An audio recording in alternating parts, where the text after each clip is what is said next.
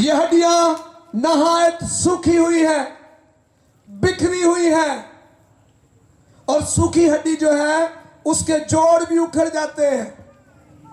शायद खोपड़ियां किसी और तरफ है, टांगों की हड्डी किसी और तरफ है, उंगली की एक एक हड्डी टूटी हुई बिखरी हुई है, और ये सब हड्डियां बिखरी हुई है, सूखी हुई है। और खुदा हिजकिय्येल से सवाल करता है, आए आदमजाद, क्या ये हड्डियां जिंदा हो सकती हैं? हिजकिय्येल कहता है, खुदावंद खुदा तू ही जानता है, क्योंकि हिजकिय्येल की उम्मीद हड्डियों पर नहीं थी, उसकी उम्मीद खुदावंद खुदा पर थी। आमीन।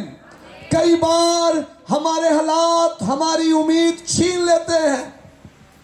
बहुत दफा हम अपनी जिंदगी में बरकत इसलिए नहीं पाते क्योंकि हमारी उम्मीद जो है वो खो चुकी होती है।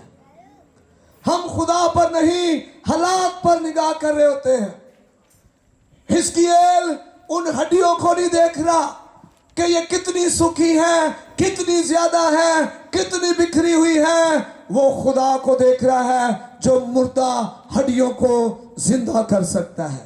कई दफा मैं और आप शायद ये सोचे ये तो हमाकत है, ये तो बेवकूफी है, सूखी हुई हड्डियां, बिखरी हुई हड्डियां हैं, नहायत सूखी हुई है, मुर्दगी है, और इनसे कलाम कर वक्ती तौर पर बड़ा अजीब लग रहा था। लेकिन खुदा कहता है, हिजकिय्येल इनसे कह, आए सूखी हड्डियों, खुदा का कलाम सुनो। आए मेरे बिगड़े हुए बच्चों, खुदा का कलाम सुनो। खुदावंद फरमाता है, चाहे तुम्हारे अवारा गर्द होंगे, मैं उन्हें बुलाकर इकट्ठा कर लूंगा। हालेलुया। खुदा ऐसा कर सकता है।